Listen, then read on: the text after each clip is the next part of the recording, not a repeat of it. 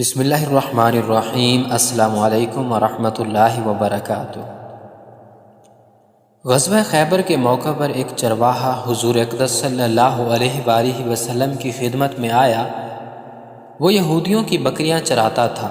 اس چرواہے نے جب دیکھا کہ خیبر سے باہر مسلمانوں کا لشکر پڑاؤ ڈالے ہوئے ہے، اس کے دل میں خیال آیا کہ میں جا کر ان سے ملاقات کروں اور دیکھوں کہ یہ مسلمان کیا کہتے ہیں اور کیا کرتے ہیں۔ چنانچہ بکریاں چراتا ہوا مسلمانوں کے لشکر میں پہنچا اور ان سے پوچھا کہ تمہارے سردار کہاں ہیں؟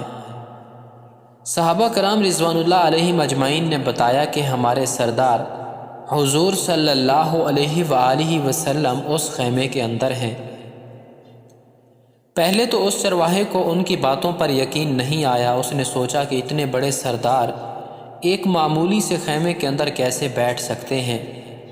اس کے ذہن میں یہ تھا کہ جب آپ اتنے بڑے بادشاہ ہیں تو بہت ہی شان و شوکت اور ٹھاٹ باٹ کے ساتھ رہتے ہوں گے، لیکن وہاں تو کھجور کے پتوں کی چٹائی سے بنا ہوا خیمہ تھا۔ خیر، وہ اس خیمے کے اندر آپ صلی اللہ علیہ وآلہ وسلم سے ملاقات کے لیے داخل ہوا اور آپ صلی اللہ علیہ وآلہ وسلم سے ملاقات کی اور پوچھا کہ آپ کیا پیغام لے کر آئے ہیں اور کس بات کی دعوت دیتے ہیں۔ حضور اقدس صلی اللہ علیہ وآلہ وسلم نے اس کے سامنے ایمان اور اسلام کی دعوت رکھی اور اسلام کا پیغام دیا۔ اس نے پوچھا کہ اگر میں اسلام کی دعوت قبول کر لوں تو میرا کیا انجام ہوگا اور کیا رتبہ ہوگا؟ حضور اقدس صلی اللہ علیہ وآلہ وسلم نے فرمایا، اسلام لانے کے بعد تم ہمارے بھائی بن جاؤ گے اور ہم تمہیں گلے سے لگائیں گے۔ اس چرواہے نے کہا کہ آپ مجھ سے مذاق کر رہے ہیں، میں کہاں اور آپ کہاں؟ میں ایک معمولی سا چرواہا ہوں اور میں ایک سیاہ فام انسان ہوں، میرے بدن سے بدبو آ رہی ہے، ایسی حالت میں آپ مجھے کیسے گلے سے لگائیں گے؟ حضور اقدس صلی اللہ علیہ وآلہ وسلم نے فرمایا کہ ہم تمہیں ضرور گلے لگائیں گے اور تمہارے جسم کی سیاہی کو خدا تعالیٰ تابانی سے بدل دیں گے اور حق تعالیٰ تمہارے جسم سے اٹھنے والی بدبو کو خوشبو سے تبدیل کر دیں گے۔ یہ باتیں سن کر وہ فوراً مسلمان ہو گیا اور کلمہ شہادت پڑھ لیا۔ پھر حضور اقدس صلی اللہ علیہ وآلہ وسلم سے پوچھا کہ حضور اب میں کیا کروں؟ آپ صلی اللہ علیہ وآلہ وسلم نے فرمایا کہ تم ایسے وقت پر ایمان لائے ہو کہ نہ تو اس وقت کسی نماز کا وقت ہے کہ تم سے نماز پڑھواؤں اور نہ ہی روزے کا زمانہ ہے کہ تم سے روزے رکھواؤں، زکوٰۃ تم پر فرض نہیں ہے، اس وقت تو صرف ایک ہی عبادت ہو رہی ہے جو تلوار کی چھاؤں میں انجام دی جاتی ہے، وہ ہے راہ خدا میں جہاد۔ اس چرواہے نے کہا، حضور میں اس جہاد میں شامل ہو جاتا ہوں، لیکن جو شخص جہاد میں شامل ہوتا ہے اس کے لیے دو میں سے ایک صورت ہوتی ہے، یا غازی یا شہید۔ تو اگر میں اس جہاد میں شہید ہو جاؤں تو آپ صلی اللہ علیہ وآلہ وسلم میری کوئی ضمانت لیجئے۔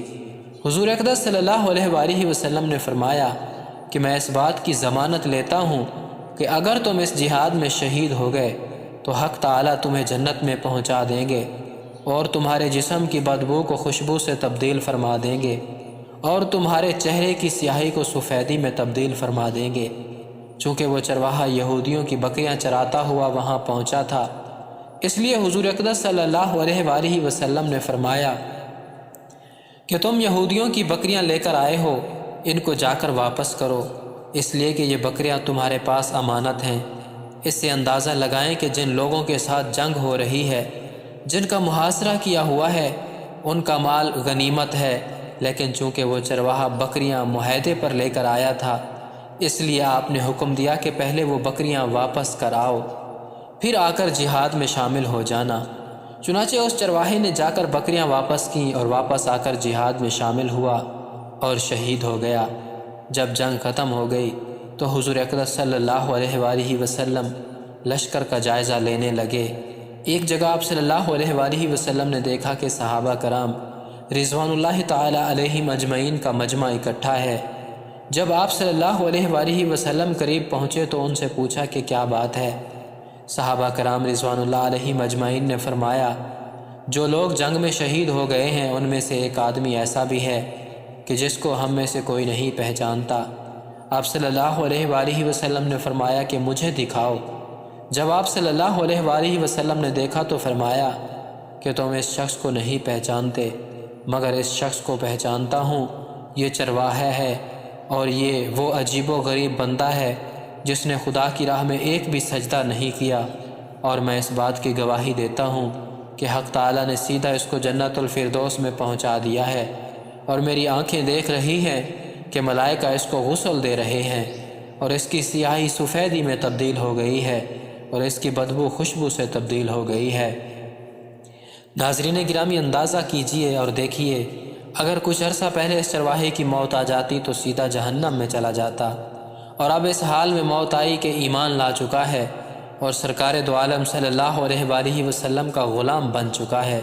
تو اب حق تعالیٰ نے اتنا بڑا انقلاب فرما دیا، اسی لیے فرمایا کہ اعتبار خاتمے کا ہے، اسی لیے بڑے بڑے لوگ لرزتے رہے اور یہ دعا کرتے رہے کہ خدایا حسن خاتمہ عطا فرمائیے، ایمان پر خاتمہ عطا فرمائیے۔